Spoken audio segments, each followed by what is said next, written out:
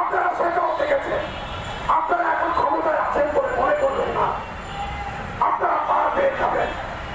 আপনারা আমাদের রক্তের উপরে দাঁড়িয়ে, আমাদের শহীদদের সন্তানের উপরে দাঁড়িয়ে, সুতরাং কোন ধরনের দুঃসাহস যাতে না দেখানো হয়, কোন ধরনের ষড়যন্ত্র যাতে এই বাংলাদেশে না হয়, তাহলে আমরা 24 জুলাই যোদ্ধারা রাজপথে সত্যার পাত্র, আমরা রাস্তায় নামতে পারত হবো, পারত হবে।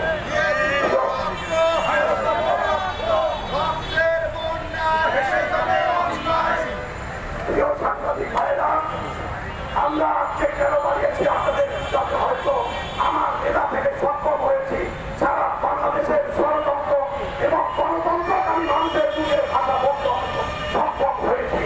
আপনারা আমাদের কথাগুলো নিজের বিবেক দিয়ে এবং নিজের ইমানি দায়িত্ব দিয়ে আপনারা প্রচার করবেন, সর্বোচ্চ মহলে পৌঁছানোর চেষ্টা করবেন।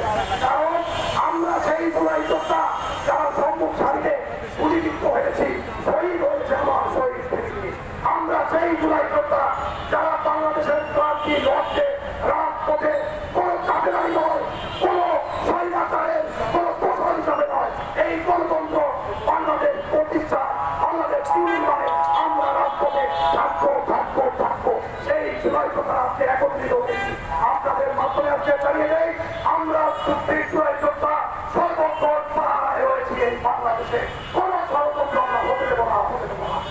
এই বলে সকল 71 সালের মুক্তিযুদ্ধে যারা শহীদ হয়েছেন, আমাদের পূর্বপুরুষ, তাদের রুহের মাগফিরাত কামনা করি। আমার 34 জন অভ্যুত্থানে যে সকল শহীদ ভাই বোনেরা আমার পিতৃ সমতুল্য যারা রয়েছেন, তাদের মাগফিরাত কামনা করি। আমার যারা সহযোগিতা এখনো মেডিকেলে কাজ করছেন, তাদের সুস্থতা কামনা করি এবং আল্লাহকে হাজির নাজির রেখে বলছি, রাজপথের শেষ নিঃশ্বাস পর্যন্ত শহীদ এবং আহত যোদ্ধাদের পাশে থাকবো ইনশাআল্লাহ। আমরা কোন ধরনের ষড়যন্ত্রকে এই বাংলাদেশে হতে দেব না। আমরা 24 জুলাই যোদ্ধা এর কেন্দ্রীয় কমিটির পক্ষ থেকে আমি আমিনুল ইসলাম আপনাদের থেকে বিদায়